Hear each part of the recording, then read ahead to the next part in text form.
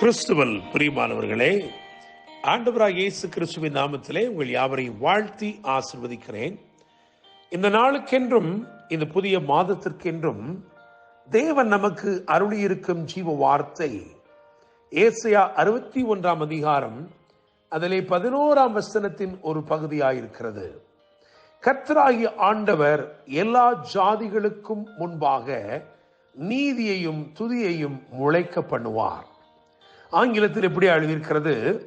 The Lord God will cause righteousness and praise to spring forth before all the nations.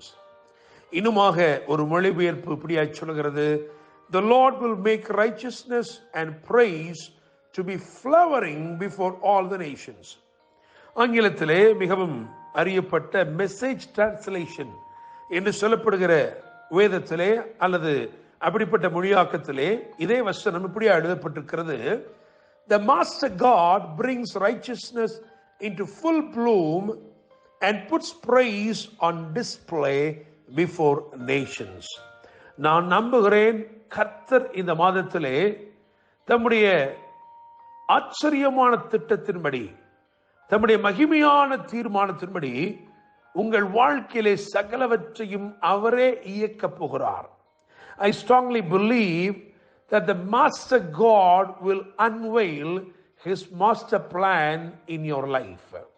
தேவன் நமக்கு கொடுத்திருக்கிற வசனத்தின் அடிப்படையிலே இந்த மாதத்தை month of honor and praise என்று அழைக்கும்படி விரும்புகிறேன்.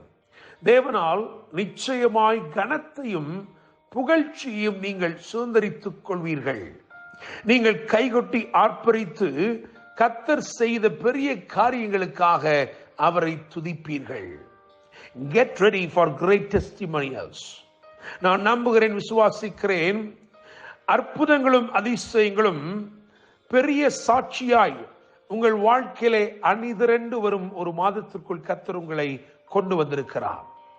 இந்த மாதத்திலே ஏசாயா 61 அதிகாரத்தில் சொல்லப்பட்ட வசனங்களின் அடிப்படையில் தேவன் உங்கள் வாழ்க்கையிலே ஒரு 3 நிலைமையிலே அவர் வெளிப்படுவார் என்று நான் நம்புகிறேன்.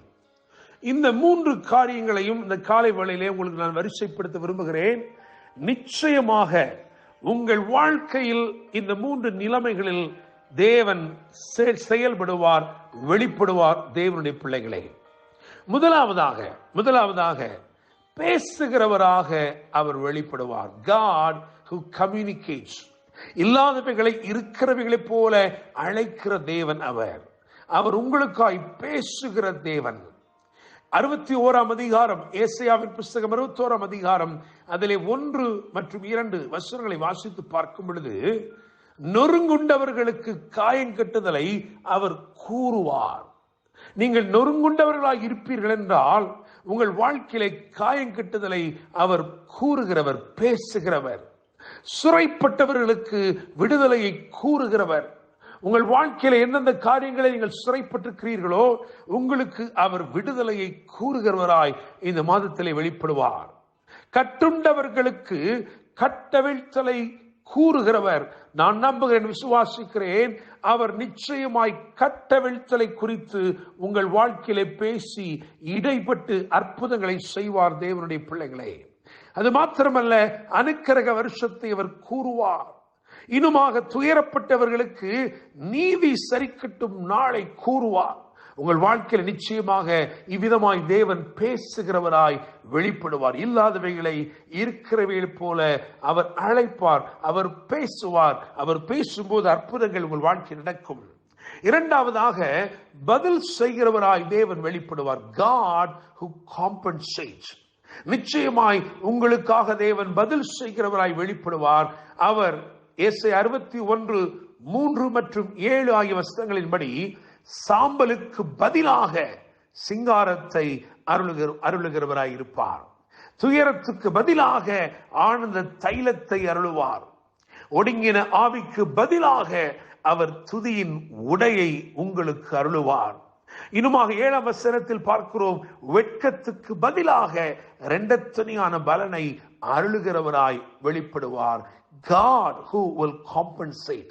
உங்களுக்காக பதில் செய்கிற தேவனாய் நிச்சயமாய் இவர் வெளிப்படுவார். தேவனுடைய பிள்ளைகளை, மூன்றாவது, இந்த மாதத்திலே எந்த நிலையில் தேவன் உங்கள் வாழ்க்கையில் வெளிப்படுவார் என்றால், இவர் பார்க்க செய்கிறவராய், மற்றவர்கள் உங்களை உற்று பார்க்கும்படிக்கு, மற்றவர்கள் உங்கள் வாழ்க்கையில் நடந்திருக்கிற அதிசயமான மாற்றங்களை கண்டுகொள்ளும்படி செய்கிற தேவன். God who will cause others to see you. ஏசாயா 61:9 வாசிக்கும் பொழுது அங்கே எழுதியிருக்கிறது, அவர்களை பார்க்கிற யாவரும் அவர்கள் கர்த்தரால் ஆசீர்வாதம் பெற்ற சந்ததி என்று அறிந்து கொள்வார்கள். என்னை கேட்கிற தேவனுடைய பிள்ளைகளே, நீங்கள் முன் நாட்களில் எப்படி இருந்தீர்கள் என்று எனக்கு தெரியாது. ஆனால் இந்நாட்களிலே தேவன் உங்கள் வாழ்க்கையிலே சாம்பலை சிங்காரமாய் மாற்றுகிறபடியினால், துயரத்துக்கு பதிலாய் ஆனந்த தைலத்தை அருளுகிறபடினால், ஒடுங்கின் ஆவிக்கு பதிலாய் துதியின் உடையை அருளுகிறபடினால், வெட்கத்துக்கு பதிலாய் இரண்டத்துணையான பலனை அவர் அருளுகிறபடினால், உங்களை பார்க்கிற யாவரும் சொல்லுவார்கள், நீங்கள் கர்த்தராலே ஆசீர்வதிக்கப்பட்டவர்கள், கர்த்தரால் ஆசீர்வதிக்கப்பட்ட சந்ததி என்று அறிந்து கொள்வார்கள். கர்த்தர் நமக்கு கொடுத்திருக்கிற வசனத்திற்கு நேராய் வருவோம். ஏசாயா 61:11, கர்த்தராகிய ஆண்டவர் எல்லா ஜாதிகளுக்கு முன்பாக நீதியையும் துதியையும் முளைக்க பண்ணுவார். கர்த்தர் தாமே இந்த வார்த்தைகள் மூலமாய் உங்களை ஆசீர்வதித்து மேன்மைப்படுத்தி இந்த மாதம் முழுவதிலும் நன்மை செய்வாராக.